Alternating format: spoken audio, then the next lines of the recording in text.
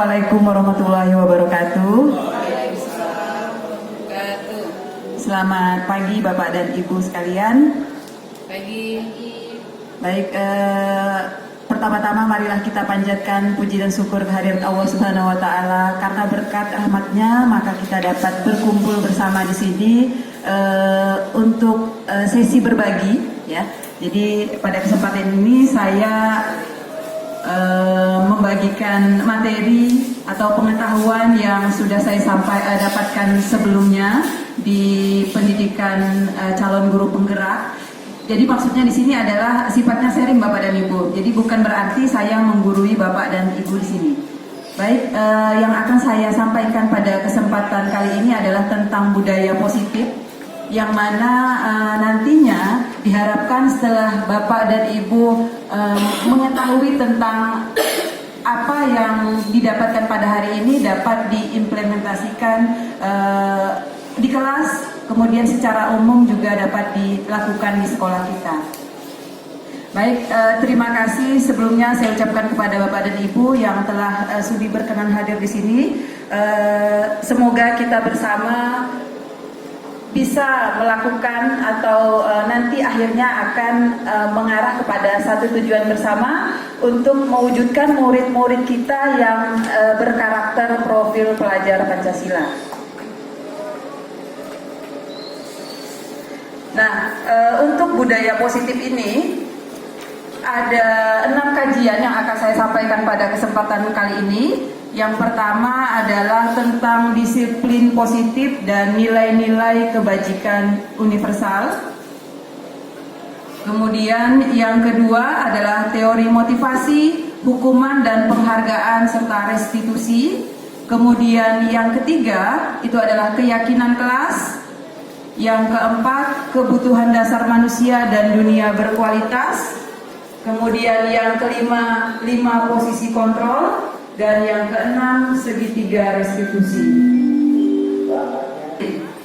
Mungkin ada yang bisa menjelaskan menurut Bapak dan Ibu, disiplin itu apa sebenarnya?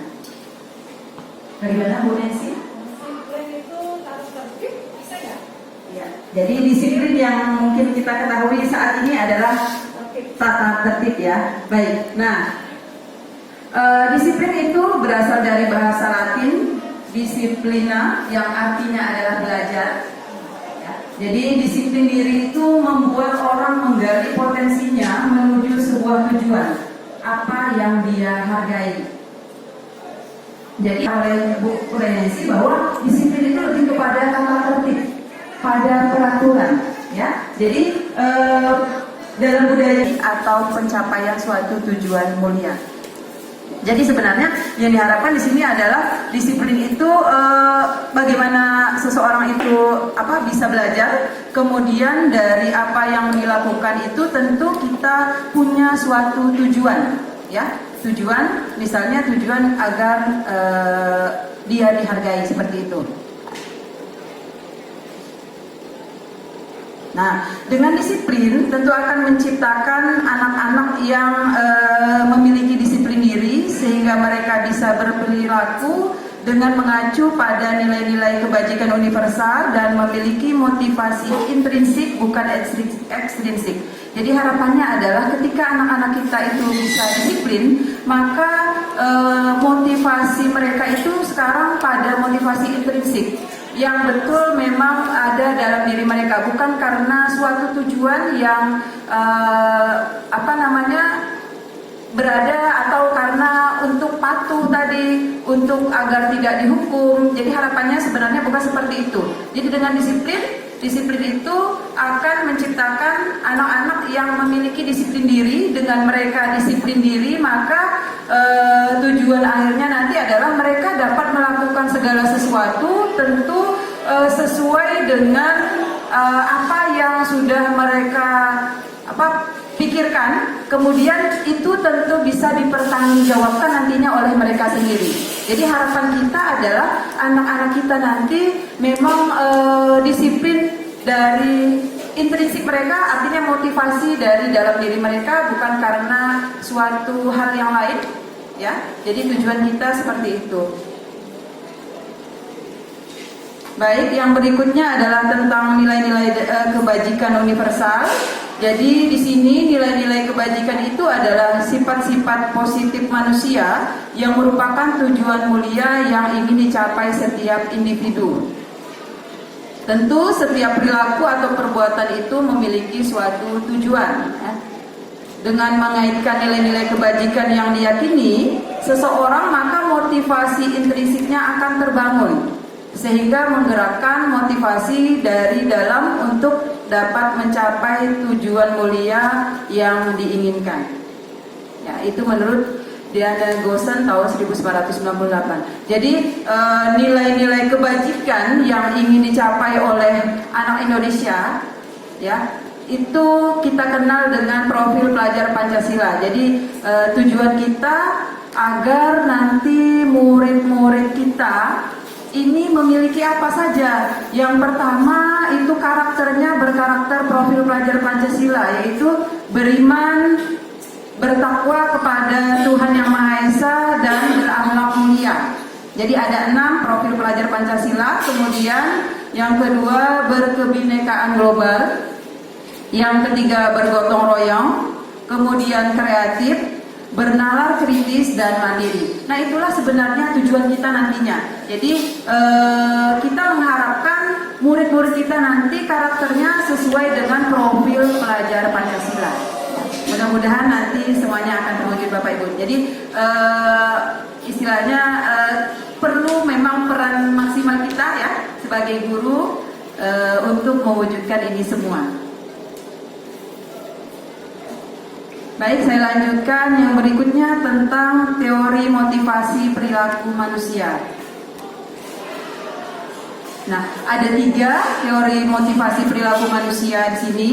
Yang pertama yaitu untuk menghindari ketidaknyamanan atau hukuman. Jadi kalau seseorang yang punya motivasi pada tingkat ini terbawah ya, jadi artinya dia menghindari ketidaknyamanan atau hukuman, maka akan muncul pertanyaan seperti ini: apa yang akan terjadi apabila saya tidak melakukannya? Nah, itulah pertanyaan yang muncul pada orang yang memiliki motivasi perilaku untuk menghindari ketidaknyamanan ataupun hukuman. Nah, untuk yang pertama ini tentu motivasinya adalah motivasi yang berasal dari luar atau motivasi eksternal.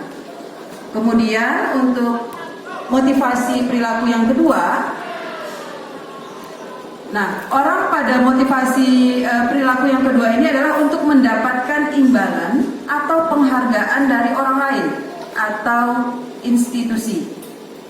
Nah, seseorang yang motivasi perilakunya pada tahap ini, maka dalam pertanyaannya itu, dalam hatinya itu akan muncul pertanyaan: apa yang akan saya dapatkan apabila saya melakukannya?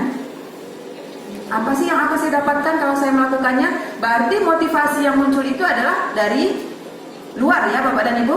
Jadi motivasi eksternal, bukan dari dalam diri orang tersebut. Kemudian yang ketiga, nah ini yang tahap yang paling tinggi yang tentunya sangat kita harapkan, bahwa seseorang itu memiliki motivasi perilaku untuk menghargai diri sendiri. Nah, orang yang punya motivasi seperti ini akan muncul pertanyaan dalam benaknya: saya akan menjadi orang yang seperti apa bila saya melakukannya? Nah, inilah yang tentunya sangat kita harapkan orang-orang yang memiliki motivasi seperti ini. Nah, motivasi ini dikenal dengan motivasi internal yang nanti tujuannya akan mewujudkan disiplin yang positif. Jadi memang muncul dari dalam diri individu itu sendiri, bukan faktor-faktor di luar ya.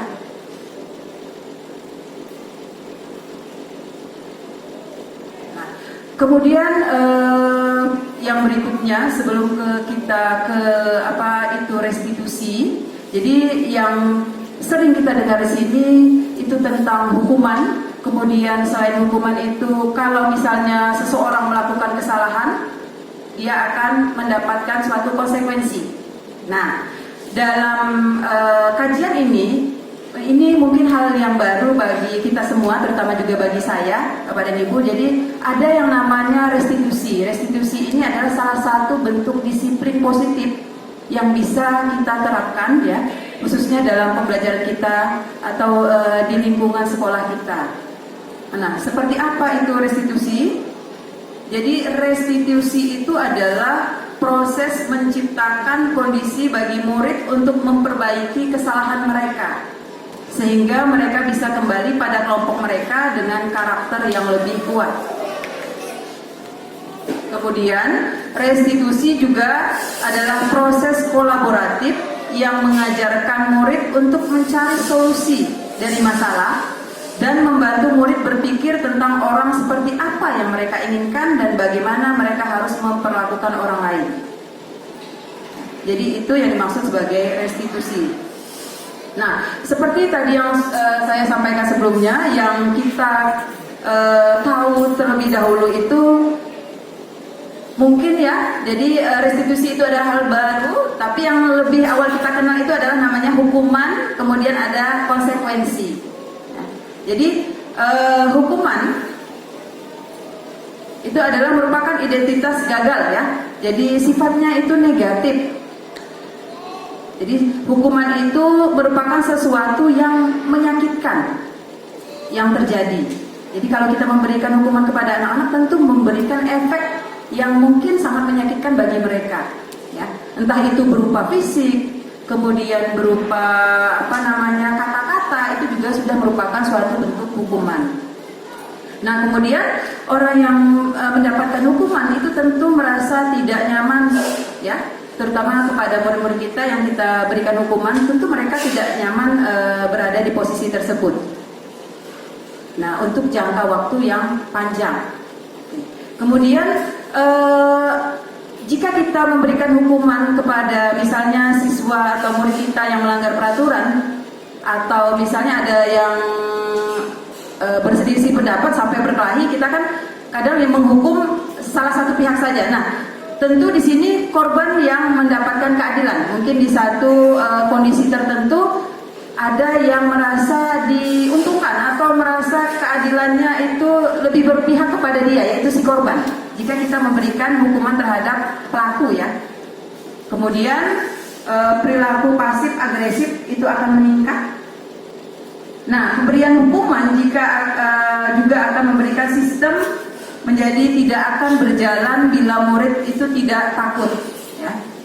Yang berikutnya adalah berlaku hanya pada sebuah institusi, tidak berlanjut pada kehidupan nyata.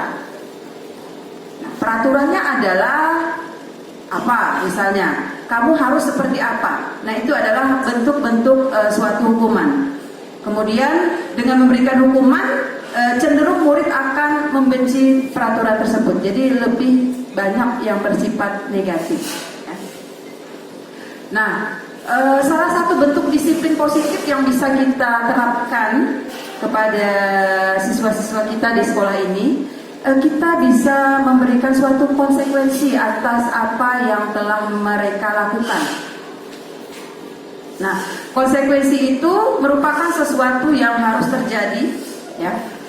Tidak nyaman untuk murid memang karena ada konsekuensi, tetapi itu untuk jangka waktu yang lebih pendek ya. Tidak seperti pemberian hukuman, efeknya itu panjang.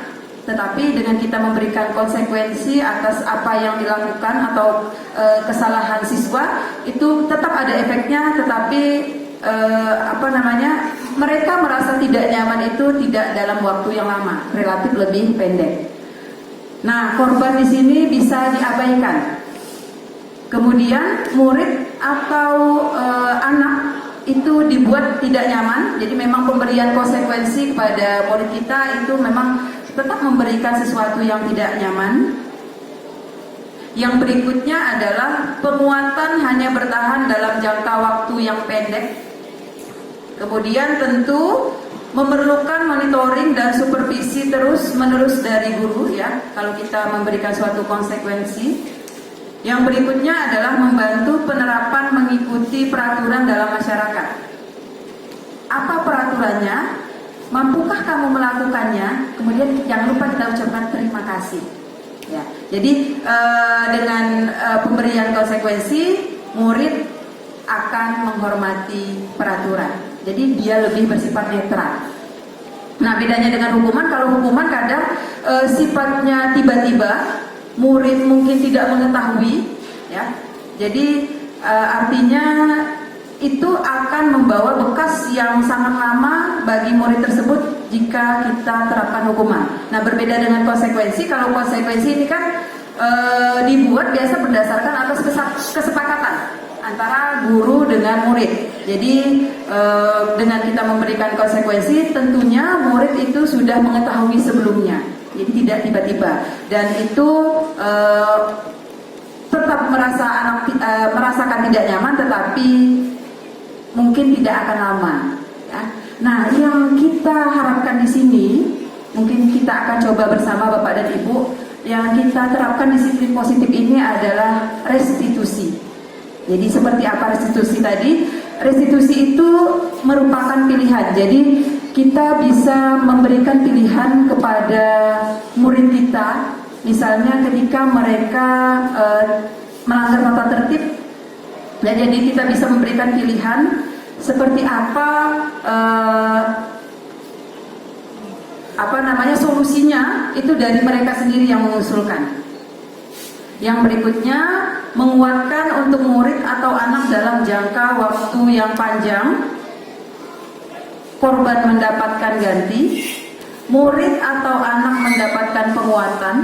Tentu sangat kita harapkan masalah itu terpecahkan. Jadi ada solusi yang kita dapatkan, ditawarkan dari murid itu dulu sendiri. Berikutnya adalah murid belajar bertanggung jawab untuk perilakunya. Kemudian fokus pada pemecahan masalah dalam jangka waktu yang panjang. Nah, seperti apa misalnya ketika kita akan melakukan praktik restitusi kepada murid kita, kita bisa ajukan pertanyaan, apa yang kamu yakini? Apa yang kamu bisa lakukan untuk memperbaiki masalah ini? Nah, konteks pertanyaan seperti itu merupakan bentuk-bentuk restitusi yang bisa kita lakukan kepada murid-murid kita. Tentu dengan kita menjalankan seperti ini, murid akan menghormati dirinya dan juga orang lain. Nah, inilah timbul motivasi intrinsik dari murid. Nah, ketika mereka menjalankan restitusi ini.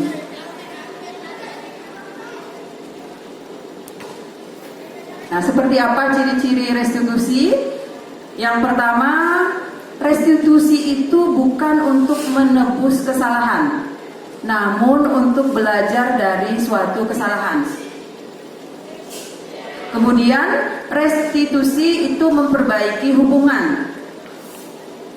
Nah, restitusi itu juga merupakan tawaran, bukan paksaan. Jadi ketika kita melakukan restitusi dengan murid kita yang tentu memiliki misalnya masalah pelanggaran atau tata tertib, ya. Jadi kita memberikan tawaran kepada mereka. Andai kata mereka misalnya terlambat datang ke sekolah, tentu yang pertama kan kita tanyakan bagaimana dengan aturan sekolah kita. Nah, masuknya jam berapa sekolah ini? Nah, kemudian bagaimana agar kamu tidak terlambat nantinya? Nah, tawaran-tawaran seperti itu yang kita ajukan kepada murid-murid kita agar nantinya mereka tidak mengulangi hal yang serupa. Itu harapan kita.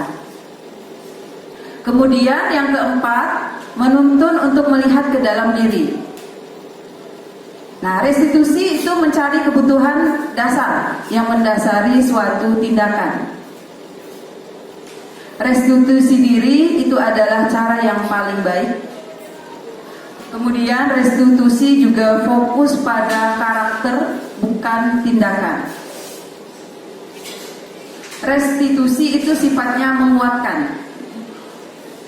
Kemudian tadi restitusi juga fokus pada solusi, jadi mencari solusi, ya.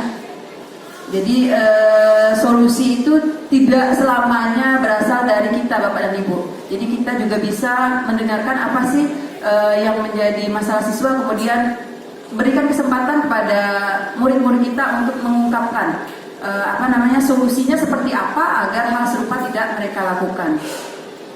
Kemudian yang terakhir, mengembalikan murid yang berbuat salah pada kelompoknya. Jadi restitusi yang dilakukan itu punya ciri-ciri seperti itu. Baik Bapak dan Ibu, saya lanjutkan. Berikutnya untuk disiplin positif ya. Yang berikutnya adalah tentang keyakinan kelas. Nah, mungkin sebelumnya yang kita kenal Bapak dan Ibu itu di kelas atau di sekolah kita ada suatu peraturan. Nah, dari ilmu yang didapatkan sekarang ini ada hal baru ya, yang namanya adalah keyakinan kelas. Tingkatannya tentu lebih tinggi atau ruang lingkupnya lebih luas daripada peraturan kelas.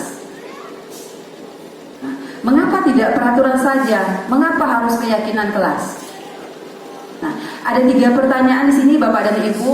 Yang pertama, mengapa kita memiliki peraturan tentang penggunaan helm pada saat mengendarai kendaraan roda 2 atau motor? Mengapa kita memiliki peraturan 3M? Menggunakan masker, mencuci tangan, dan menjaga jarak.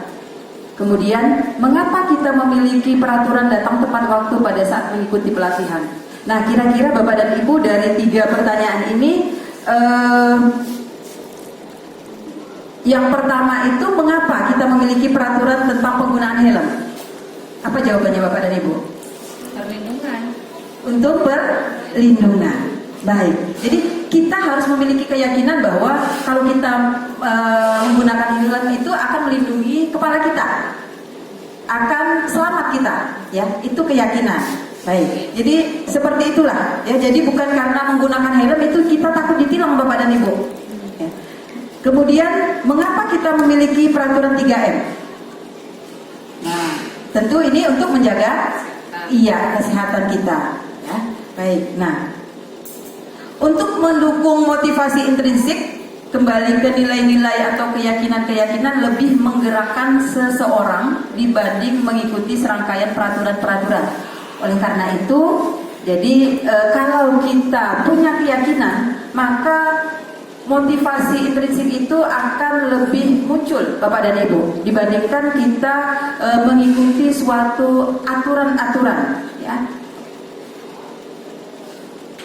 Nah, ada beberapa prosedur yang kita bisa lakukan dalam pembentukan keyakinan sekolah ataupun kelas.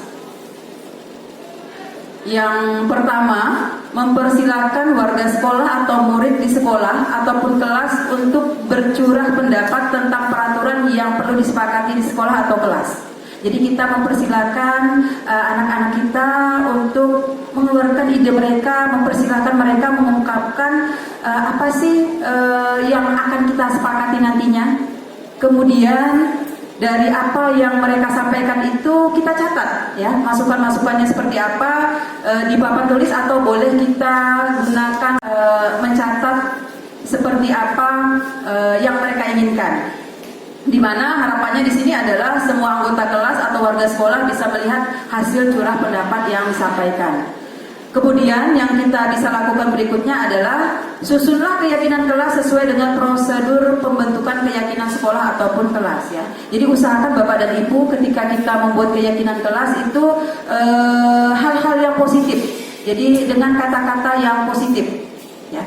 Kemudian yang berikutnya tinjau kembali daftar curah pendapat yang sudah dicatat oleh murid-murid kita.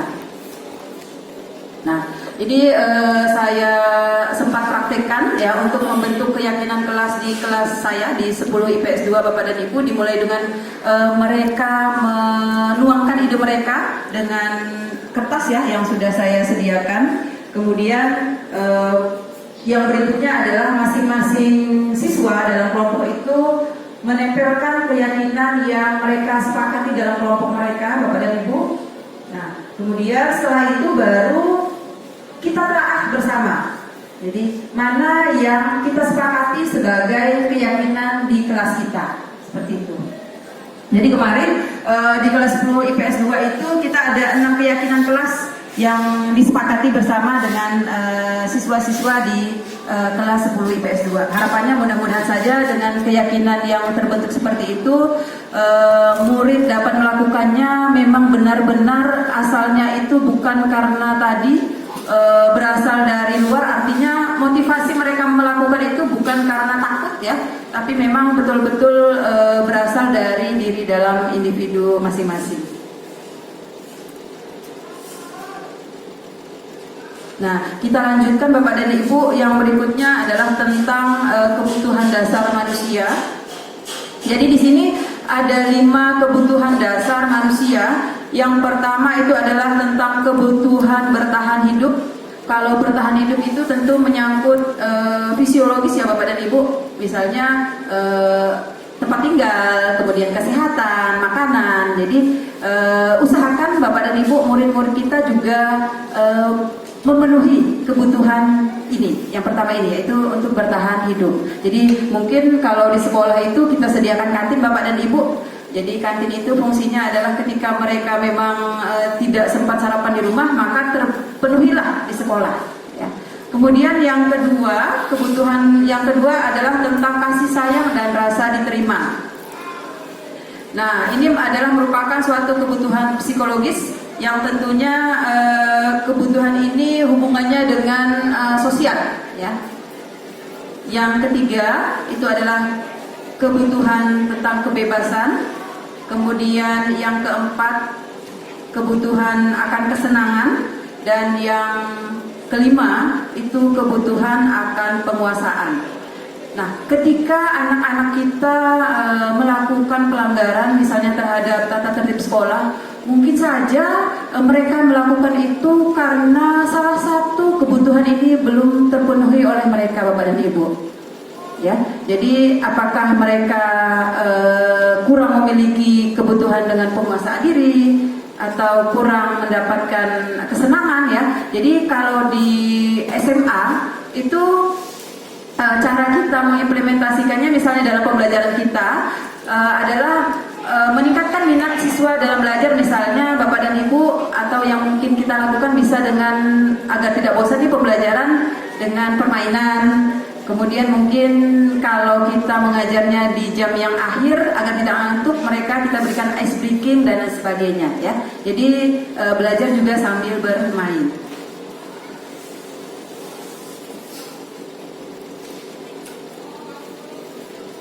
Baik, yang berikutnya adalah tentang posisi kontrol guru ya. Jadi ada 5 posisi kontrol di sini Bapak dan Ibu. Jadi yang pertama adalah sebagai penghukum, yang kedua posisi kontrol sebagai pembuat orang merasa bersalah, posisi kontrol kita sebagai teman, pemantau dan manajer. Nah, silakan Bapak dan Ibu mungkin bisa dikilas balik apa yang kita terapkan di sini Bapak dan Ibu mungkin selama waktu mengajar. Kita sebagai apa di sini? Posisi kita kepada murid-murid kita itu pada tahap yang mana Bapak dan Ibu? Baik, mungkin bisa disampaikan Bu Sri, mungkin bisa pengalamannya Bu Sri selama mengajar, posisi kontrol Ibu Sri itu lebih kemana? Teman. Teman. Baik, teman ya. Oke, jadi kepada posisinya sebagai teman. Pak Teddy mungkin bagaimana Pak Teddy? Kalau selama ini Pak Teddy memaknai Pak Teddy posisi kontrolnya itu guru sebagai apa Pak Teddy? Pemantau ya. Pemantau ya? Baik. Oke, pemantau.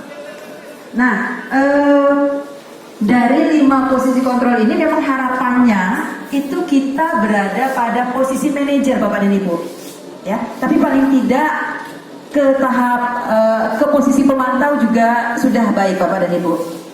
Nah, jadi yang perlu memang kita hindari itu posisi yang pertama adalah sebagai penghukum, ya, sebagai penghukum. Nah, kalau penghukum di sini lebih kepada guru itu menghardik, menunjuk-nunjuk, kemudian menyakiti, menyindir.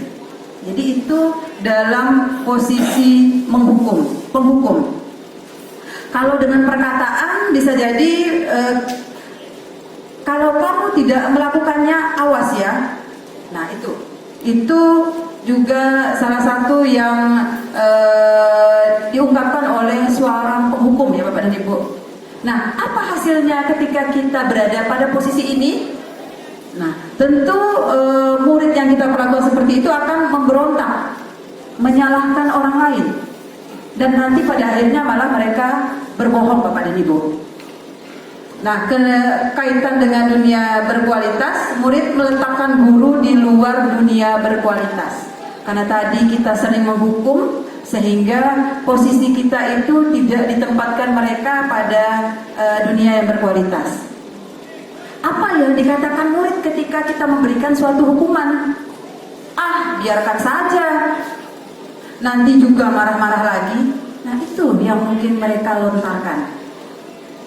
Dampaknya pada murid itu dia tentu akan mengulangi kesalahannya. Ya. Oke. Kemudian di posisi kontrol yang kedua itu adalah membuat orang merasa bersalah. Nah, yang mungkin pernah saya atau kita lakukan, berceramah dan mengatakan, seharusnya kamu itu, ibu kecewa dengan kamu. Nah, mungkin itu bicara tidak sengaja kita pernah lontarkan ya Bapak Ibu. Jadi itu adalah posisi kontrol membuat orang merasa bersalah. Nah, kamu seharusnya, kamu sudah tahu, ibu lelah sekali mengatakannya, ibu ini stres menghadapi kamu. Nah, itu kan kita menyalahkan murid ya. Jadi hasilnya apa? Hasilnya adalah menyembunyikan, mereka menyangkal, bahkan mungkin nanti berbohong Bapak dan Ibu. Oke. Kemudian kaitannya dengan dunia berkualitas, murid akan melelahkan guru. Ya. Murid akan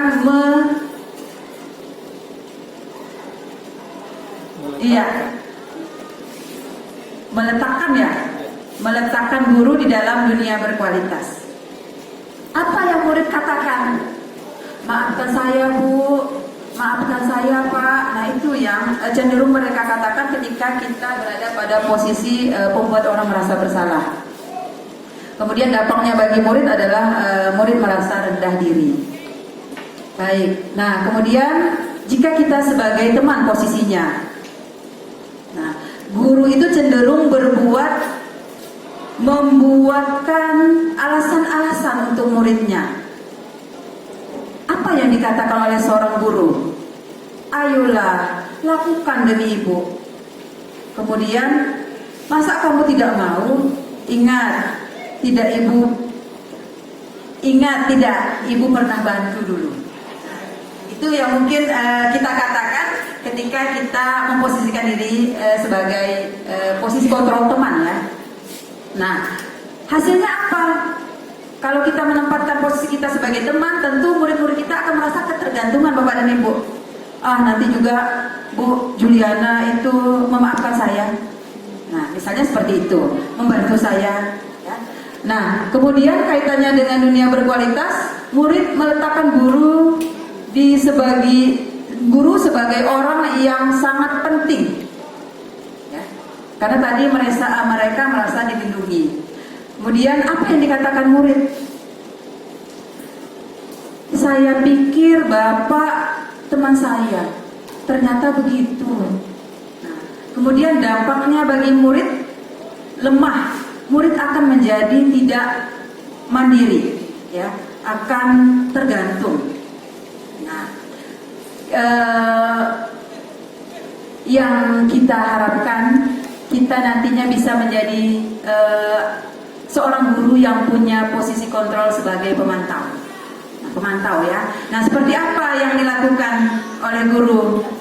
Menghitung dan mengukur. Kemudian apa yang bisa dikatakan oleh guru tersebut? Apa peraturannya? Nah, itu ya. Hasilnya bagaimana? Hasilnya ketika guru itu berada pada posisi kontrol sebagai pemantau, menyesuaikan diri, tapi bila diawasi, ya. Jadi murid itu akan menyesuaikan diri bila diawasi.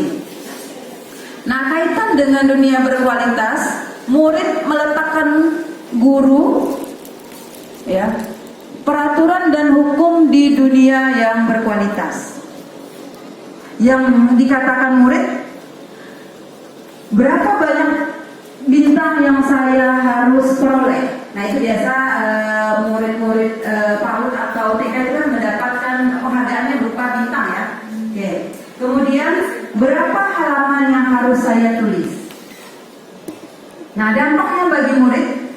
diberatkan pada sanksi atau hadiah untuk dirinya.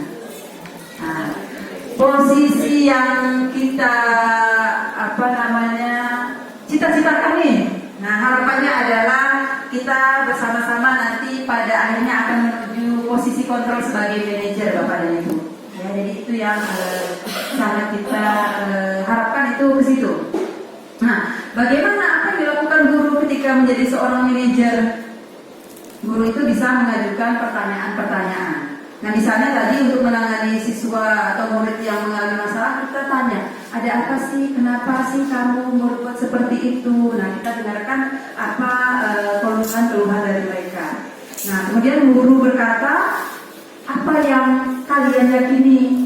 Apa yang bisa kalian kerjakan untuk memperbaiki masalah ini? Jadi kita tawarkan murid itu yang membuat atau mencari solusi atas masalah yang mereka perbuat. Kemudian hasilnya bagaimana? Nah, jika kita berada pada posisi sebagai manajer, hasilnya tentu akan menguatkan pribadi murid-murid kita. Tentu murid-murid kita itu nantinya akan lebih disiplin, lebih bertanggung jawab, karena kan dengan dia memberikan solusi, berarti solusi itu yang akan mereka lakukan. Nah, jadi memang benar-benar tanggung jawabnya itu berasal dari diri mereka sendiri. Nah, kaitan dengan dunia berkualitas, murid meletakkan dirinya sebagai individu yang positif. Ya. Nah, apa yang dikatakan murid ketika guru itu pada posisi kontrol sebagai manajer? Bagaimana caranya saya bisa memperbaiki kesalahan? Atau bagaimana caranya agar saya bisa memperbaiki keadaan? Dampak yang diperoleh, ya, dampak bagi murid ketika kita berada pada posisi kontrol sebagai manajer, murid itu dapat mengevaluasi diri, kemudian bagaimana cara mereka memperbaiki diri. Nah, jadi kita sama-sama berusaha, Bapak dan Ibu, dari mungkin ke posisi pemantau terlebih dahulu, kemudian nanti tindak lanjut akhir kita bisa menjadi posisi sebagai manajer bagi murid-murid kita.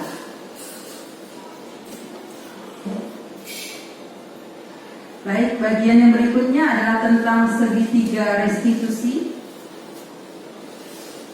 Nah, jadi ketika kita dihadapkan pada suatu masalah yang ada di lingkungan sekolah kita bisa mempraktikkan segitiga restitusi untuk menyelesaikan masalah ini. Apa yang bisa kita lakukan? Yang pertama adalah kita menstabilkan identitas. Ya, setiap orang pasti dengan misalnya pertanyaan seperti ini, pernyataan seperti ini ke anak-anak kita. Setiap orang pasti pernah melakukan kesalahan. Kamu bukan satu-satunya yang pernah melakukan ini. Mungkin ibu juga pernah melakukannya. Nah, seperti itu ya. Itu tahap menstabilkan identitas. Kemudian tahapan yang berikutnya adalah validasi tindakan yang salah. Nah, kamu tentu punya alasan mengapa melakukan itu. Nah, itu pertanyaan-pertanyaan seperti itu yang kita bisa lakukan untuk memvalidasi tindakan yang dilakukan oleh murid-murid kita. Adakah cara yang lebih efektif untuk mendapatkan apa yang kamu butuhkan? Nah, kemudian yang terakhir adalah menanyakan keyakinan.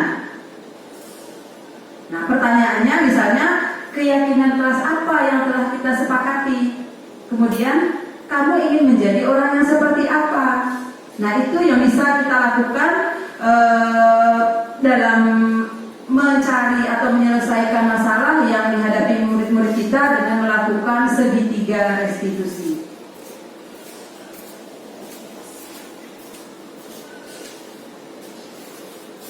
Baik, ini tadi yang pertama, tahapan yang pertama Bapak dan Ibu, jadi yang menstabilkan identitas itu untuk membantu anak yang merasa gagal karena berbuat salah menjadi positif terhadap dirinya. Yang dikatakan oleh seorang guru pada tahap menstabilkan identitas, berbuat salah itu adalah hal yang manusiawi. Tidak ada manusia yang sempurna. Bapak Ibu juga pernah berbuat salah. Kita pasti bisa menyelesaikan permasalahan ini. Bapak dan Ibu tidak tertarik mencari tahu siapa yang benar, siapa yang salah. Tapi di sini Bapak dan Ibu ingin mencari solusi dari permasalahan ini. Kemudian yang dapat kita katakan, kalau kamu menyalahkan dirimu sendiri terus-menerus, apakah kamu bersikap baik pada dirimu sendiri? Ya, jadi pertanyaan-pertanyaan itu dapat menstabilkan identitas dari murid ya, yang melakukan mungkin suatu pelanggaran. Tadi di tahap yang kedua itu adalah validasi tindakan yang salah. Itu membantu siswa mengenali basic need, jadi kebutuhan dasar ya, yang ingin mereka penuhi ketika melakukan kesalahan itu. Jadi pada dasarnya setiap tindakan manusia tujuannya adalah tadi memenuhi 5 kebutuhan dasar ya. Oke. Apa pertanyaan yang bisa kita ajukan sebagai cara kita untuk melakukan validasi tindakan yang salah? Kamu bisa saja kan melakukan hal yang lebih buruk, tapi kamu tidak melakukannya kan? Kamu pasti punya alasan kenapa melakukannya. Jadi pertanyaan-pertanyaan itu yang bisa kita tanyakan kepada murid-murid kita dalam rangka untuk memvalidasi tindakan yang salah. Apa yang penting bagi kamu? Kamu boleh tetap berusaha menjaga sikap itu, tapi tambahkan sikap yang lain, sikap yang baru. Kemudian, maukah kamu belajar cara lain untuk mendapatkan yang kamu butuhkan tanpa harus memukul? Apakah kamu bisa melakukan dengan lebih baik besok lagi? Nah, itu pertanyaan-pertanyaan yang bisa kita ajukan. Nah, tahap segitiga restitusi yang terakhir itu adalah menanyakan keyakinan. Anak melihat kesalahannya dihubungkan dengan norma sosial dan nilai-nilai yang mendasari manusia berinteraksi dengan orang lain. Apa yang bisa kita lakukan atau bisa kita katakan? Nah, kita bisa mengajukan pertanyaan-pertanyaan seperti ini Bapak dan Ibu pada tahap menanyakan keyakinan. Apa yang kita percaya di kelas atau sekolah kita? Misalnya untuk aturan menggunakan siswa melanggar aturan menggunakan sepatu berwarna putih misalnya di hari Senin. Nah, itu kan sudah melanggar aturan. Nah, kita tanyakan kepada mereka, apa yang kita percaya atau aturan di sekolah kita? Bagaimana dengan menggunakan sepatu di hari Senin? Mereka kemudian balik menjawab tentunya, ya, pada hari Senin harusnya menggunakan sepatu berwarna hitam. Kemudian nilai-nilai universal apa yang telah kita sepakati? Kalau kita semua di sini menggunakan sepatu hitam siswanya, apa nilai-nilai universal atau nilai-nilai kebajikan yang akan kita dapatkan? Nah, kalau murid-murid kita semuanya menggunakan sepatu hitam, tentu terlihat akan kita melihatnya itu nyaman ya. Kemudian kita melihatnya juga kalau sepatu hitam, anak-anak kita bagaimana Bapak dan Ibu? Semuanya seragam menggunakan sepatu hitam. Apa yang kita rasakan? Rapi, ya, baik Pak Dede. Jadi rapi ya, jadi sekolah kita semakin rapi nanti. Oke, kemudian kelas yang ideal itu seperti apa sih? Nah, tentu yang kita harapkan ketika pembelajaran siswa-siswa kita itu kan tertib ya, kemudian hadir ke sekolah tepat waktu seperti itu. Kamu ingin jadi anak yang seperti apa? Kalau seandainya kamu terus melakukan kesalahan, apa yang akan kamu dapatkan? Nah, jadi pertanyaan-pertanyaan seperti itu yang bisa kita tanyakan kepada murid-murid kita dalam tahap menanyakan keyakinan. Kemudian yang pertanyaan berikutnya yang bisa kita lakukan, apa yang kamu rasakan? Ketika kamu melakukan itu, kamu menjadi orang yang seperti apa? Baik, itu yang bisa kita lakukan Bapak dan Ibu dalam menangani siswa ketika ada mungkin murid kita yang melanggar aturan. Jadi kita bisa menyelesaikannya dengan menerapkan segitiga restitusi. Oke, jadi penerapan segitiga restitusi ini pernah saya lakukan, ya. kepada 2 kasus. Ini juga merupakan bentuk aksi nyata kami calon guru penggerak ya. Jadi dari ilmu yang kita peroleh, kita diminta untuk mengaplikasikannya ke sekolah. Bentar Bapak dan Ibu.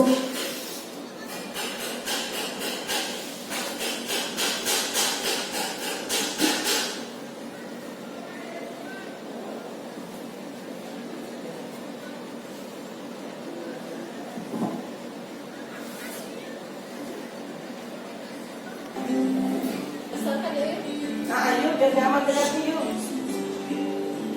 Belum, lebih video kamu. Kita bisa diedit. Yuk, lebarkan yuk, lebarkan. Yang YouTube-nya.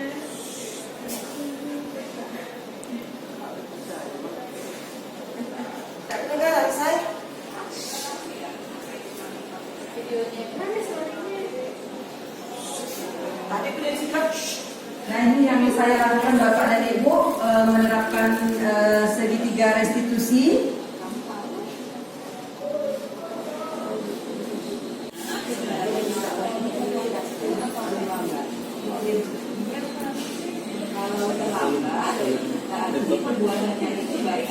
Tidak akan ada suaranya dari pasti. Ada kurangnya aja.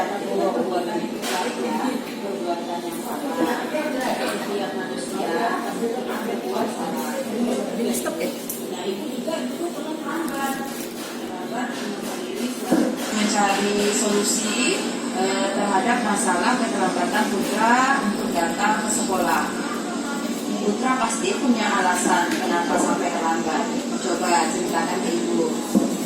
Malam saya bermain sampai jam 12 malam. Saya pulang tidur. Jadi tidur tidur. Oh begitu, karena itu meninggalkan ke sekolah dulu. Kamu masih ingat kan dengan keyakinan di kelas kita? Nah itu.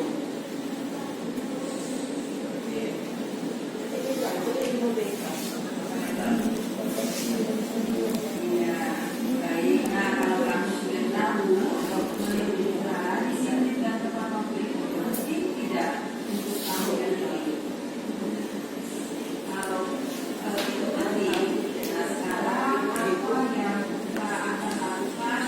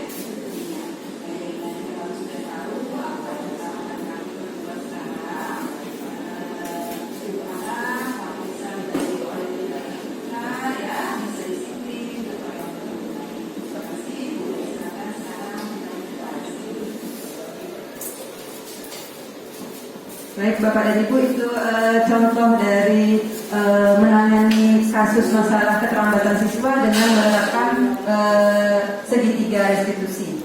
Jadi di sini yang saya lakukan adalah saya menawarkan kepada anak tersebut apa yang bisa dia lakukan agar tidak melakukan hal yang sama.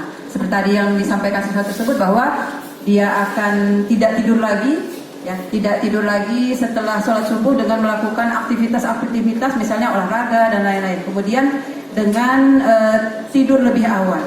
Nah, harapannya adalah ketika siswa tersebut membuat keyakinan seperti itu yang muncul dalam dirinya sendiri, maka hal tersebut akan menjadi positif, artinya berusaha bahwa si anak tidak akan melakukan kesalahannya lagi. Baik, mungkin itu yang bisa saya sampaikan pada kesempatan kali ini Bapak dan Ibu.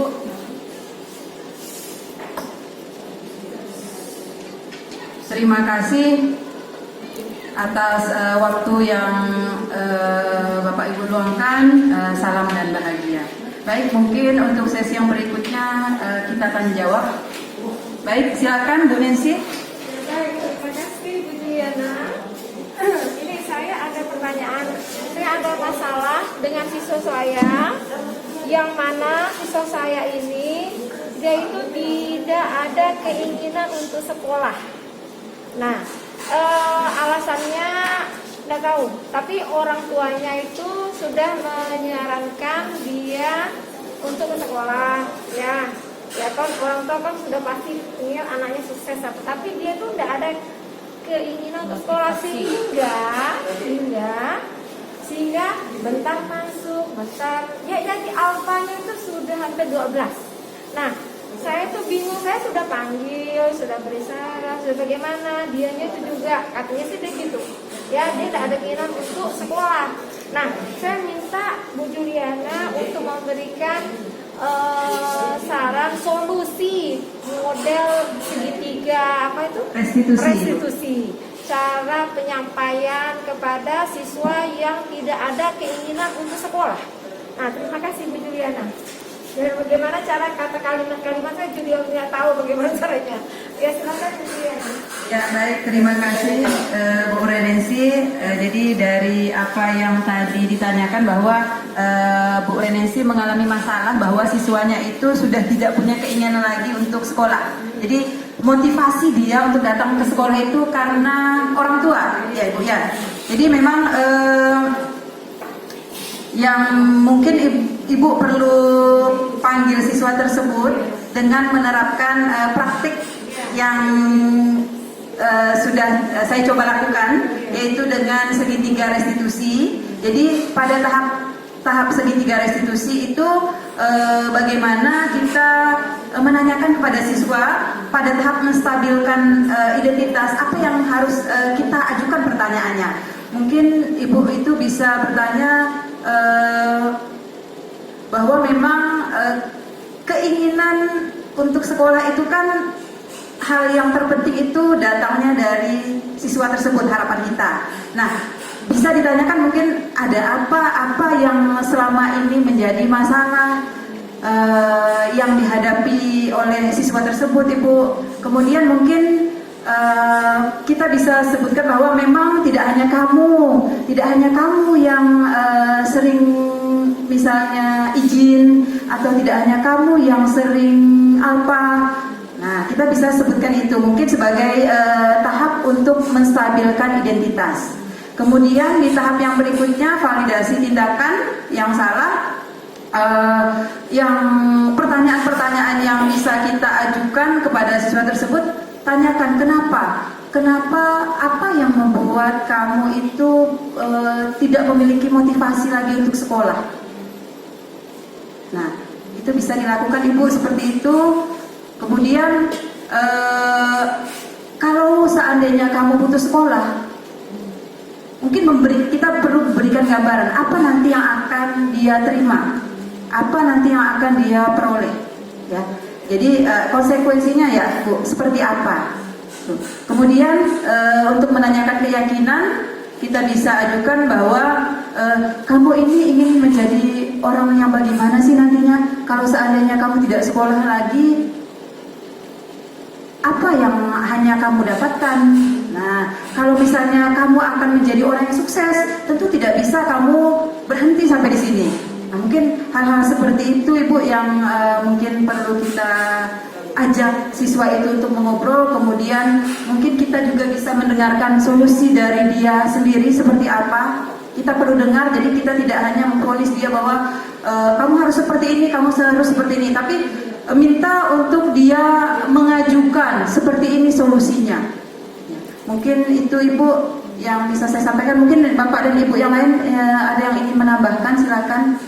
Bagaimana untuk mengatasi siswa yang seperti itu? Silakan Ibu atau Bapak, silakan. Boleh ya, Bu Eni mungkin, silakan Bu Eni. Pengalaman saya mengajar, ada siswa saya yang model kayak ini kan tergantung lagi apakah berhasil atau tidak. Jadi pengalaman saya mengajar, ada siswa yang memang malas benar. Terus saya tanya, seperti yang Bu Yuli bilang kan, seperti ini, kamu maunya apa? Nggak bisa bangun awal Bu, begini. Intinya begini, kamu datang nggak ke sekolah? Mau kamu terlambat, mau tidak, apakah dikasih sanksi, apakah tidak, kamu datang dulu ke sekolah. Intinya kamu punya niat untuk sekolah, saya bilang. Terus yang kedua, kalau kamu suatu saat kan akan menjadi seorang tua. Nah, yang namanya orang tua mengharapkan anaknya untuk menjadi yang lebih baik. Suatu saat kamu juga akan berada di posisi orang tua. Cobalah kamu bayangkan, coba renungkan, nanti kamu tuh seperti orang tua, dan seperti itulah orang tua memperlakukan kamu zaman dulu. Kamu ingatkan omongan ibu sampai kamu nanti dewasa. Alhamdulillah sih, dengan berjalannya waktu, lambat laun memang awalnya susah lah kan. Dia mau datang ke sekolah kan dengan dikasih ada sanksi, ada ini, ada itu, tapi selesai juga. Sekarang dia pun sarjana juga, akhirnya pun dapat pekerjaan yang lebih baik.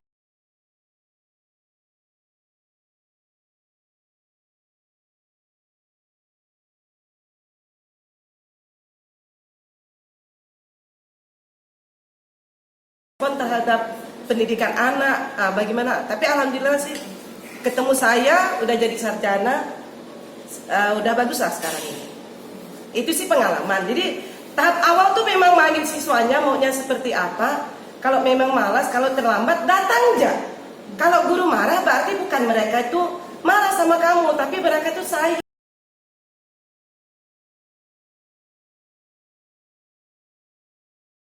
Tapi dengan lambat laun kamu berusaha untuk bangun lebih awal. Alhamdulillah waktu ujian nasional juga bagus datangnya, nggak telat. Itu sih pengalaman saya jadi wali kelas, karena anak ini udah mau ujian nasional. Karena banyak juga komplain dari guru-guru karena, tapi alhamdulillah selesai juga deh. Jadi itu aja.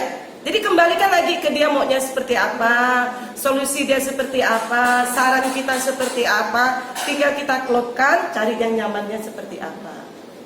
Semoga berhasil. Tapi kan enggak mesti juga. Kan hanya perlakuan tetap beda-beda, Bu. Hanya itu aja, Bu Yuli. Baik, Bu Eni. Nah, Bu, apa yang telah Bu Eni lakukan itu sebenarnya Bu Eni sudah menerapkan segitiga restitusi dalam menyelesaikan masalah. Yang mungkin dahulu kita tidak tahu bahwa itu kita lakukan sebenarnya namanya sekarang itu adalah segitiga restitusi. Dengan tadi Bu Eni menanyakan kepada siswa, itu kan sudah menstabilkan pada tahap menstabilkan identitas, kemudian pada validasi tindakan yang salah dan menanyakan keyakinan. Jadi mungkin kita dahulu tidak tahu bahwa yang kita lakukan itu sebenarnya sudah merupakan praktek dari segitiga restitusi, atau mungkin kita tidak lengkap, atau hanya kita melakukan pada tahap menanyakan keyakinan, tapi kita tidak menstabilkan identitas. Jadi harapannya setelah ini kita bersama menjadi karena kita sudah tahu ya, paling tidak kita berusaha menerapkannya demi kebaikan kita bersama. Nanti pada akhirnya mudah-mudahan karakter-karakter peserta didik kita itu akan mewujudkan karakter sebagai profil pelajar Pancasila. Itu harapan kita bersama. Baik, mungkin itu Bu Nancy. Ya, baik, mungkin Itu yang saya dapat sampaikan, dapat saya bagi ke Bapak dan Ibu ya, pengetahuan yang saya peroleh sewaktu saya mengikuti program guru penggerak. Bukan maksud saya untuk mengajari Bapak dan Ibu, tapi saya juga berusaha untuk pelan-pelan istilahnya merubah diri sesuai dengan nanti harapan dari tujuan pendidikan kita. Baik, mohon maaf Bapak dan Ibu jika dalam hal penyampaian saya ini mungkin ada hal-hal yang atau kata-kata yang kurang berkenan untuk Bapak dan Ibu. Saya akhiri, billahi taufiq wal hidayah. Wassalamualaikum warahmatullahi wabarakatuh. Waalaikumsalam.